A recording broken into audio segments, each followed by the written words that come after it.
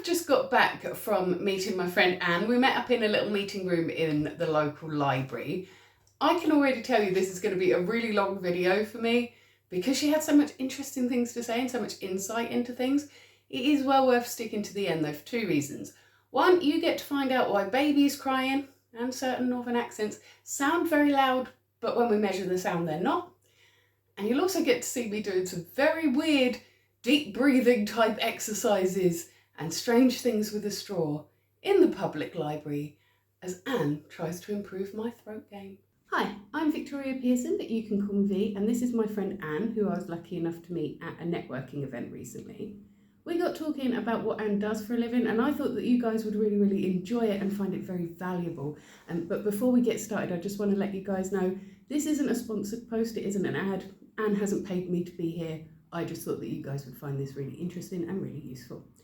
So I guess I will ask you what it is that you do for a living rather than have me explain. Oh, thanks very much for that lovely introduction, V, and it's great to be here. I'm a life coach and also a voice trainer or a voice coach. The reason I say it like that is they're obviously two different things, seemingly, but I blend the two to help people to use their voices with more confidence and more skill, and in particular I work with women in business to help them in this particular regard. So I've been a voice teacher for about 30 years now, which I can hardly believe when I say that myself. It's quite a long time, isn't it? And I just love it. It's my passion from day to day, and I have this more recent passion of helping women because there is such an authority gap in business. I've come across it myself, and I'm sure many of your viewers and listeners have as well, V. I was actually looking up about that this morning, and I was just talking to Anne a moment ago about the Montreal City Councillor Sue Montgomery, who likes to knit in meetings because it helps her concentrate. The meetings aren't in her first language, and so she can focus better that way. And she decided one day in 2019 that she was going to start switching colours whenever the gender of the speaker changed. And so she used red to represent men and green to represent women. I will put the picture on the screen right now. I think you can just clearly see the discrepancy there. And some people might say, well, maybe there's more men in those meetings, but that was in a meeting with 31 women and 34 men. So it was a fairly even split. And we also know from a 2012 study that men tend to speak 75% of the time in business meetings, even if they are in a female-dominated environment. That doesn't mean that this video is going to be completely useful to any of the men that are watching. Don't just switch off now and think it's just for the ladies, because the sort of things that Anne talks about are really good for anybody who has some kind of social anxiety or has sort of internalised messages about being too loud, talking too much, not being very interesting, and finds it difficult to speak in public situations. That's really interesting. Women are also interrupted 30% more. That is than interesting, men in meetings. That's been confirmed, and it's fun actually. I found a little app at one point which you can put on during a meeting, and every time you're interrupted, it sort of flags it up. But it's absolutely true, and there is a gap. And it's not just men who interrupt women, actually, it's other women as well. So sometimes we're not taken as seriously as the men in the room. And I'm not here to be man-bashing, I'm just putting the facts forward of this gap that does exist. And also what we say is overlooked very often. So is it the way that we say things, or is it the emphasis and in a way the musicality with which we say things? Is it the way our voices go up and down that don't register in the same way as male voices? So there's all sorts of facets to this work, but the beginning of it is to get really aware and secure in your own voice so that you can take it into different situations. I think something that women tend to do more, I'm not saying men don't do it, but women tend to do what I've just done there and put caveats on everything that they say, and sort of say, I think, or maybe, or perhaps we should consider, where I think that men tend to go into their sentences with more confidence and say, this is how it is, even when it's absolute bunkers. Yeah, people with marginalised genders might also experience this of not being taken seriously, being interrupted, that sort of thing as well. Absolutely. I mean, Mary-Anne Sieghart, who produced a book called The Authority Gap, and I quote it all the time because it's brilliant, actually mentions a case where a trans woman suddenly found that they weren't heard or listened to in the same way as they were when they identified as a man. And the same thing the other way around. Yes, yeah. A lot of my friends who are trans women have sort of said, I've suddenly experienced this awful sexism, and all the women says to me is, welcome to womanhood. Yeah, welcome to our world. But then there are things, I suppose, about the voices. We do speak in a higher pitch range than men do, and the answer isn't to bring our voices down here, otherwise we sound like a very strange version of Margaret Thatcher, don't we? The answer is to be firm in our own woman's voice, and for there to be more chances for us to speak up and out, so that the male dominated industries in particular get used to hearing how women's voices sound. They're tuned into the frequencies of the male voice, which are of course an octave or more lower, and evolved for different reasons. Yes. Possibly why men don't hear babies cry at night. Yeah. Because it's at that higher pitch. Well, I think there's some of that, but I think it's at a pitch that if it goes on all the time, they'd soon hear it. Yeah. Because our ears are tuned to that frequency, actually, that little wah sound.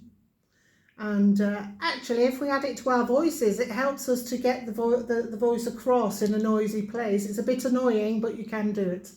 See, that is what I found really interesting, is that when I met you, we were in this really, really noisy environment, and I had a sore throat within a few minutes of arriving, partly because as well I was speaking to somebody much shorter than me and people that were much taller than me and trying to convey information between the two. And I couldn't hear myself, but I could hear Anne really clearly, and she wasn't shouting at me. So how do you do that? Well, as I've just explained, babies make a sound in a particular range that our ear is tuned into. And it's a survival thing. So that little wah is really loud, isn't it, to our ears? It really sets something off jangling. And yet the baby's voice is very small. Yeah. I mean, if you just look at your own hands, your own vocal cords or vocal folds are only as big as the half moon on your thumbnail for a start. So they're not making all the noise, it's what goes on above. And in this case, I'm making a very narrow little space to get that effect. But you didn't know I'd be making funny noises, did you? I'm glad you are. And so the human ear is tuned into that frequency. It isn't actually louder in decibels if you measure it. It's just that our ears reach out for it in a way. It's a resonance effect, as we call it. So if you can get that, and some people have it in their accent already, if people speak up here, then you can hear it, can't you? And that's very easily going to go into, I don't know, something a bit like that. But I'm not trying to make fun of anybody here. It's present in a lot of English accents, American accents, Australian accents. Maybe that's why sort of people in the north have more of a reputation for being a bit louder, is just because we can hear and perceive their voices more clearly. Yeah. That's really interesting. Yeah, Manchester, where I'm from, has it, apparently. My normal voice is a little bit more like this, but I know that I have to mix that little bit of nye, nye, nye in with the voice, because that reaches out to people's ear and it gives us that clarity and that volume. So you do it to the nth degree in a noisy room. Yeah. And the result is, if it was out on its own, you'd sound horrible. But in the noisy room, it really cuts through, because those bassy notes don't carry so well in that situation. They get lost. Yeah. So what you do is you work on both the physical side of projecting your voice and being heard, but also the sort of the psychological, mental side of putting yourself out there, not being apologetic about taking up space. Yeah, I come from various, I suppose, directions on this. First of all, I look at the physical voice. That's the voice that goes out there, and the technique behind it. The anatomy, the physiology, the exercises you can do with it, it can be changed. We can control it. Rather than just, imagine your voice coming out like this. That might be part of it, but I can help people to know exactly what to do, like I just did, to make a change in the sound. They might not choose to make that sound, but you can see what I mean, and it comes in accent work as well. So the physical voice. Now, lots of people are held back by what you might call the voice in their head or the inner critic, and so I think about the sense of the voice in the mind as well, the mindset side of it. We call that our inner bully on this The inner panel. bully, yeah, right. So the inner bully, I'll use your terminology. And then thirdly, I've added this recently, is what I might call, or split out the mind and the self in a way. I used to just have, the physical voice and the self, but I've split the self into that mind side, that inner bully, that voice in the head, and the inner voice, the true inner voice, who we really are, our values, our beliefs, what we want to bring forward to the world. And we know that voice in the head often gets in the way between our inner voice and the outer voice. So if you think of an overlap, V, between the physical voice and the technique and the mindset, that's great, because if you get the mindset right and you get the physical side right, then that gives you loads of control over your voice. But it can sound a bit inauthentic if you don't have the self-activation part. Yeah. So similarly, if you have an overlap between the mindset part and the self-activation, you have a very grounded voice because you know where you are, it's set in you and your mindset's right, but you might find yourself in that noisy room or dead space when you're giving a speech or in a meeting and you don't have the technique to overcome it. So you need the technique to help you to get that grounded, mindful voice across. So you can sound a bit flat if you haven't got the technique. Then you could have the self-activation part with the vocal skill, and that will give you a very confident voice. But without the mindset part, that is really just a wagon rolling down a hill. You could just get totally carried away with your passion, with your ideas, and not read the room. So we need the mindful part to read the room, and the voice in the head isn't always negative. Sometimes it's helping us to self-regulate and understand the energy of the people around us. So I've got this sort of three-pronged model now, which I'm working from, and in my mind, all of those things together give you what I call vocal intuition. Yeah. I don't think I've ever met anybody that marries those three things together in that way. Like normally vocal coaching is either like we're going to teach you to sing more clearly, or we're going to teach you to change your voice in some way, or we're going to, on the life coaching side of things, we're going to teach you self-confidence and how to be in the room.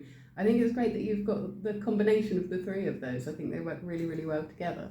Thank you. It's been developed over about 8 years now of working on the speaking side, but I'm also going to roll it out to the singing side of my work. I do work with professional singers.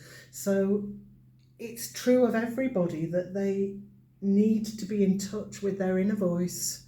They need to be mindful and get the better of the inner critic when it's speaking rubbish, basically, to know when it is, and then to have the technique to put that across. So any one of them on their own, I don't think does the job, and that's why I think my approach is unique, really, and I'm quite pleased with it. So I was on your website recently and I saw that you said that what you offer isn't a quick fix thing that you're just going to do, be fixed and done, but you offer lasting solutions to that. But obviously sometimes if you've got sort of a speaking engagement looming, you might want a few sort of quick and dirty tips to help get you through that. Absolutely. What sort of thing would you recommend? Well, since you ask, I worked with a lady last year who was doing quite a heartfelt talk in Las Vegas, as it happened, and we just had 3 sessions to help her over the more personal parts of the talk that she wanted to put across, because while she was a good speaker, they were sort of cracking her up. She was breaking down every time she came to the difficult part. So we looked at the ordering of the talk, and we looked at some vocal skills and some resetting skills to get her through that. But if you're looking for a change in your voice and your approach and your confidence, and also how you feel about yourself and your voice, then that's a much longer term thing. So in effect, we can do quick fixes. I often do them at workshops and things like that, just for fun. But unless you practice them and unless you've got wider context, they tend not to stick. So that's what I meant by that statement, really. I mean, I think that's true of pretty much any skill, but I think that people don't think of social skills as being a skill that can be learned. A lot of people think confidence is either something that you've got or you haven't, but I'm a firm believer that it's something that can be learned. It is, except the confidence is a dynamic thing, and most people don't realise that voice is something that can be learned, and voice is linked to that confidence. So it's possible through a technical and self-awareness and mindful approach to be able to get up even when you are feeling nervous and to overcome that and to get out there and speak really well. And then the confidence which wasn't there grows, or rather the confidence that's inside you already is able to come out. So I think it's not way of looking at it. it's not always the case that we feel confident when we go in.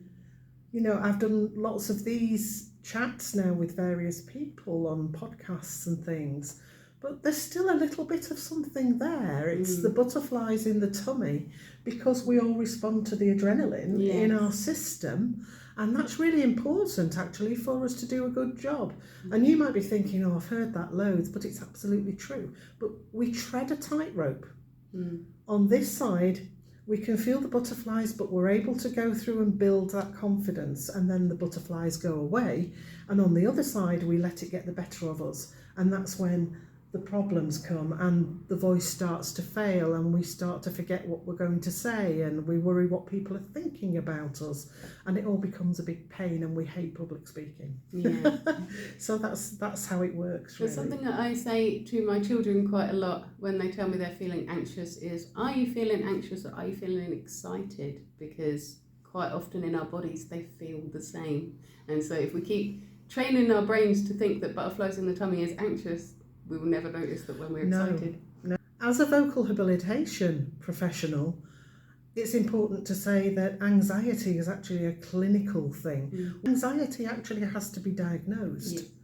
So what we're really feeling is just the body's natural fight or flight, wondering whether to kick in or not. And so you're absolutely right that it's a form of excitation of our system. And then we respond to it. It can be we respond subconsciously because of old things that have happened to us, or if we get the hang of it, we can choose how we respond with it and give it what it needs. For instance, a nice deep breath, lots of oxygen in the system. We're big believers in that on this channel as well. We do our daily big deep breath, but we've also done a longer video about the health benefits of deep breathing and different types of deep breathing as well. Which I think that you know quite a lot about, like how to physically breathe. When I do my morning videos, it probably looks like I'm doing it wrong actually, because I'm very shoulders in it. And that is partly because of my shoulder injury, because I'm trying to click it back into place each morning and using my daily breath to remind me to do that. But it's also so that you guys can see that that's what I'm doing. But actually, when we are taking a big deep breath, our shoulders shouldn't be moving that much. Maybe the expert here can talk us through that a bit more. Oh, bless. No, I mean, here you'll feel move a tiny little bit. I've just taken a bit deep breath and I don't think you could see it. Yeah. Which makes it a bit more discreet if you are feeling anxious or nervous about a public speaking, or you've got a lot of people looking at you at the time and it's making you nervous. I mean, it's a wonderful thing because just thinking about voice and speaking with it as well.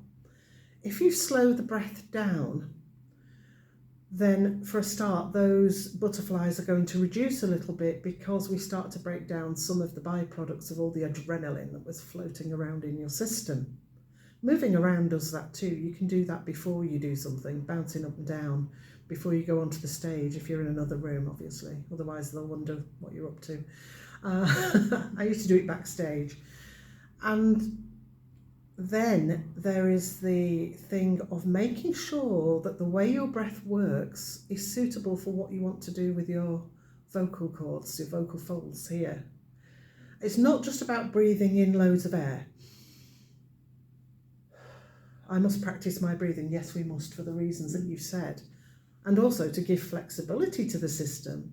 But we need to bring the voice into it. So breathing in and making a sound. I usually use a V or a Z because you're getting resistance to airflow here. And you can sort of feel it. You can feel it. If you put your fingers across there, V, you'll feel that. Just breathe in and out normally. And then the next time, do it with a little V for V. You can feel it vibrating in your throat. Yeah, because your vocal folds are doing this and chopping up the air, and that's why we hear the sound. So it's not the same as just breathing in and out. So what I do is I do a little exercise where we combine that V with the deep breathing and a bit of counting to make the process longer. And this is a great one for if you're feeling nervous. Do you want me to show you? Yes. Yeah. I call this box breathing, and you may have heard of it before, or square breathing. I think we've mentioned it. We've mentioned before, but it. It was a while ago, so here's a refresher. So here's a refresher, but most people start with the breath in. I start with the breath out. Because if you get a good breath out, you get a decent breath in, low down into the system. So I'm going to go that way, that way, that way, and that way. And so down, we're going to just use our lower tummy to just pull slightly in as we make the sound. 2, 3, 4 on the count, okay? I'll tap it on the table so you can get it. So it will go.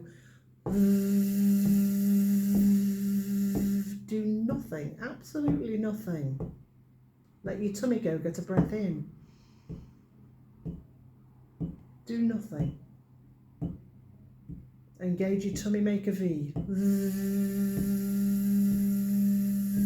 Okay? Do you want to give it a go? I will. I was doing it ever so quietly next to you, but yeah.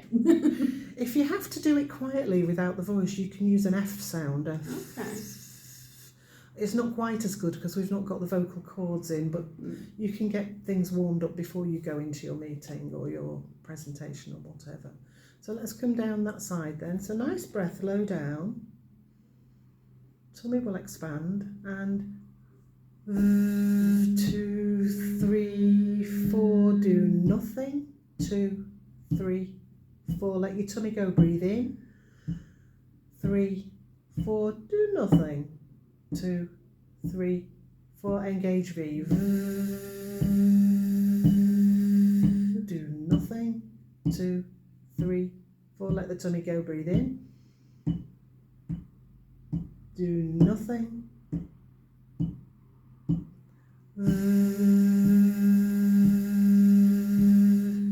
Brilliant. Well done. You were very good at that. How did that make you feel? Actually, really relaxed. Yeah. Relaxed, but if we were viving, our vocal folds are also getting a little bit of a warm up sort of warmed up and into that. So our nervous system is saying, oh, it's okay to make my voice because everything's really calm and my breathing's really deep.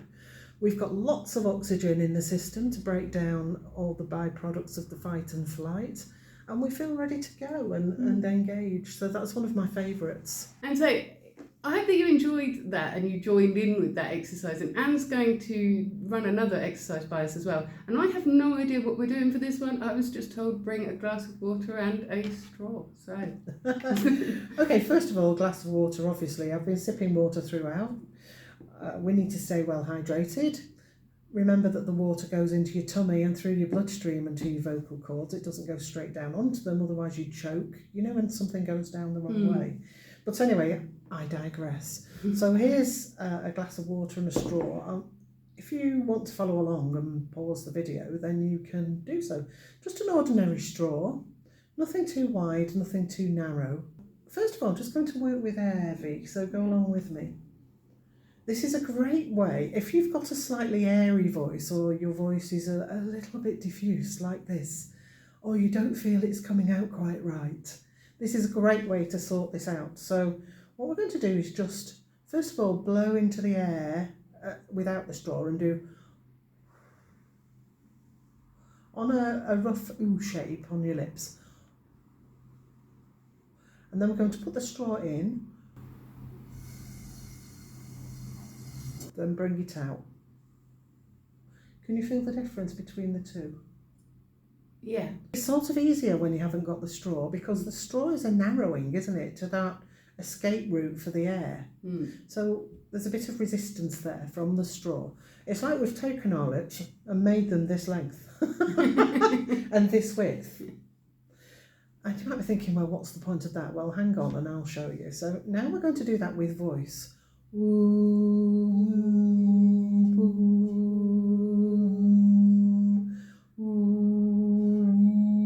do you feel? I'm really interested to hear how that sounds on the recording, because I don't know if it sounds so different to me because it's going through my skull. It could do. That's a good point, actually, because how we hear ourselves is very different to how others hear us, which is why we hate hearing ourselves at the beginning on recordings. Everyone hates their voice. Yeah, we don't get the internal feedback that you just mentioned.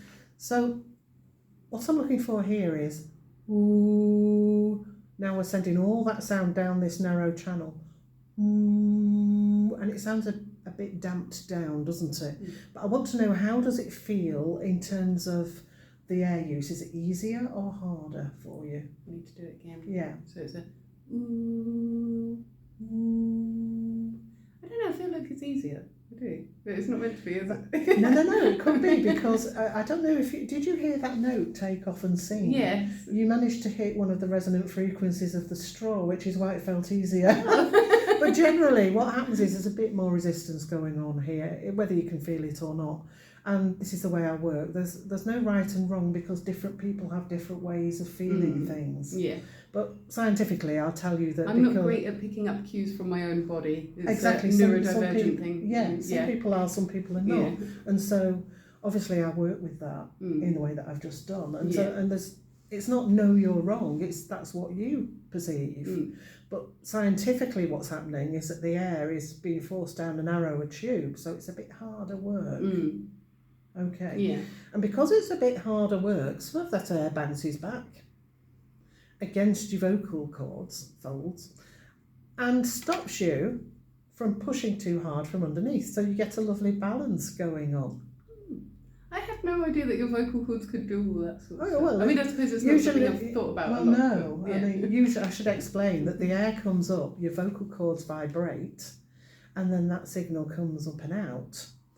But if you've got air coming back down again, this downstream effect, then it can help us find a sort of a balance, because it stops us pushing too much up. So is that what makes it feel sort of vibrating-y, like in the back of your mouth when you're doing it? Or When you're doing the straw, yeah. Mm-hmm. Yeah, it's that extra air going downwards. The vibration here is the air coming upwards and making the vocal folds vibrate. Okay, so it's quite a nice thing to do before you speak, because it helps your voice get into balance. So I tried this once with somebody who had a really airy, croaky voice after a cold. It's also good if your voice is fine, but you just want to get it limbered up. You know, if you've not got a lot of air.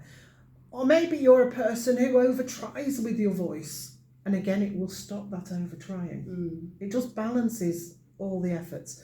It has a posh name. It's called a semi-occluded vocal tract exercise. That is a very posh name for blowing through a straw. It is, but it's used in various ways according to who you're working with. But what you guys can do now is just speak a line. I usually do, this is the house that Jack built. So have a go. Okay. This is the house that Jack built. Now blow that line through the straw. So we do...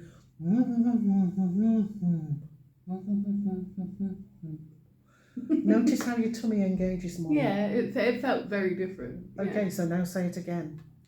Without the straw? Do the straw again and then say the sentence again. This is the house that Jack built.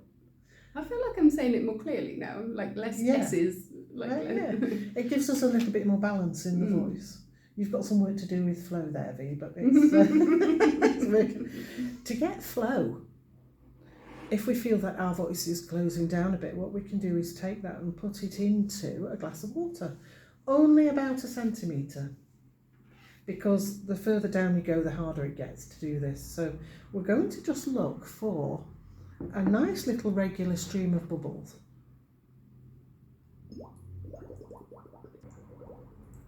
Okay, so I'm allowing the air to keep flowing and then I'm stopping it. So I want you to do that and notice where you stop the air. Notice where I stop the air. Do you stop it at your vocal folds or do you stop it with your tummy? Or do you just stop?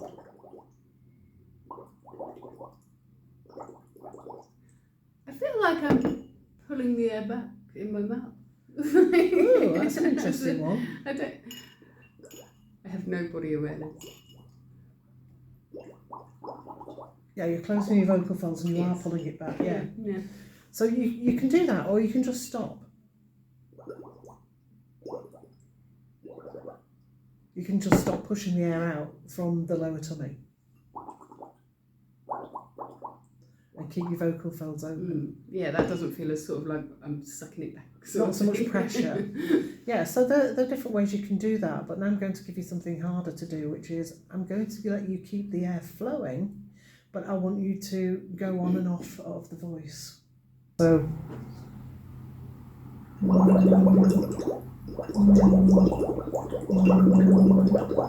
can you hear what I'm doing? I can, yeah. So the bubbles keep coming, but I'm just cruising the voice on and off of.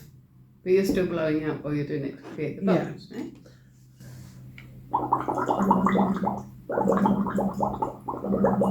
I find it hard to stop the voice without stopping the breath as well. But yeah. So that's something that can help you if you have a long sentence. There's no necessity to take a breath every time you stop the sentence. You can flow through. You just get that feeling of the pause. And then that means that your next breath in will be more efficient.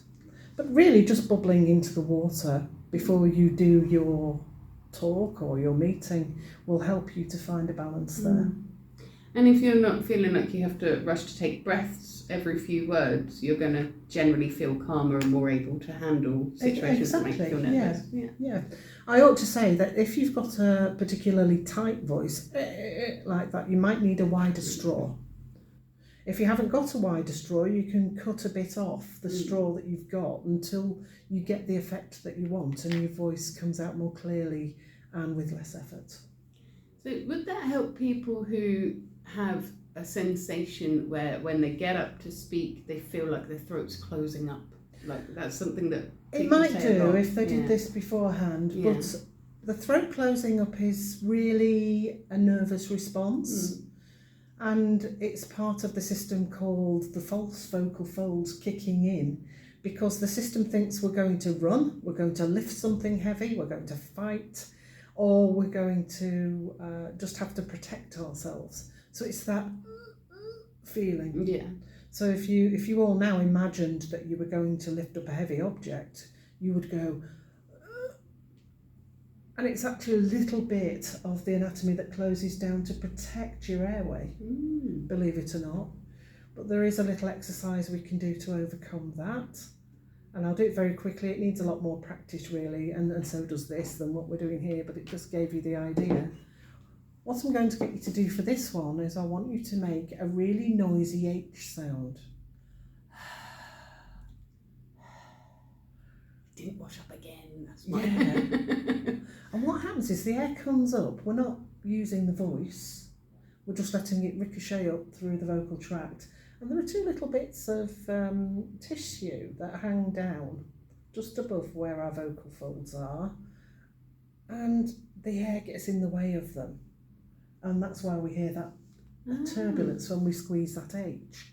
And it feels like we're doing this. So now we're going to do a really noisy H. Think Harry Potter. Okay. So like a... Yeah, just on a... Good. Oh yeah, you can feel. You can feel that squeezing in, right? So what we need to do is clear that, because otherwise when we speak we sound a bit like this. Don't do this because it's really uncomfortable if you don't know what you're doing. But if you recognise this in your own voice, it's worth having a look at this exercise. So now what I'm going to do is get you to breathe in and out with the noisy HV. So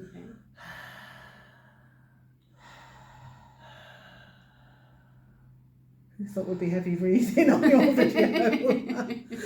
This is really part of it, honestly, folks. And then what we're going to do is gradually release here, whatever's doing that squeezing. Now, it's a bit non-specific because there aren't that many nerves down there. Otherwise, every time we swallowed or spoke, it would hurt. Yeah.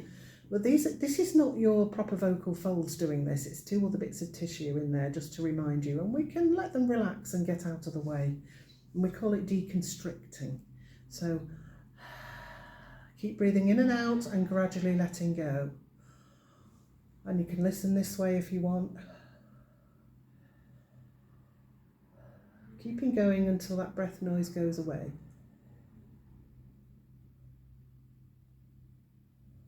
Totally silent in breath, and then keep that wide open feeling when you speak.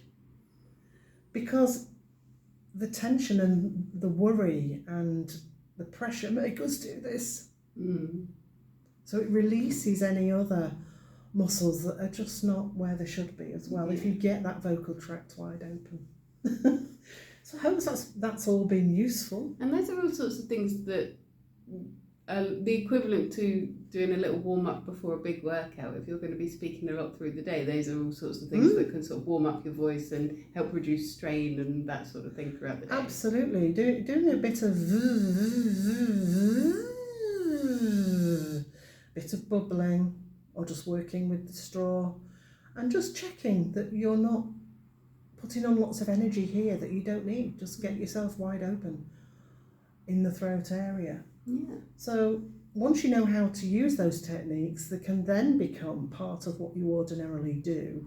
Certainly that, what I call the silent H. We're no longer making an H. So it's a silent H exercise, if you like. It's known as deconstriction. There are other ways to do it, and it takes a bit of practice, especially if you did very well, actually, especially for people who are not very kinesthetic or can't pinpoint where things are. We might have to do a visualization, or you might need to see some pictures or things like that. So don't worry if you can't do any of these things straight away. They do take time, and different people have different responses. And I did find that holding there or touching here while we were doing those did help me to feel what was going on. Yeah, it becomes more tangible when you do that. So if you know the difference between and the push and then the released one, you can actually feel it move out.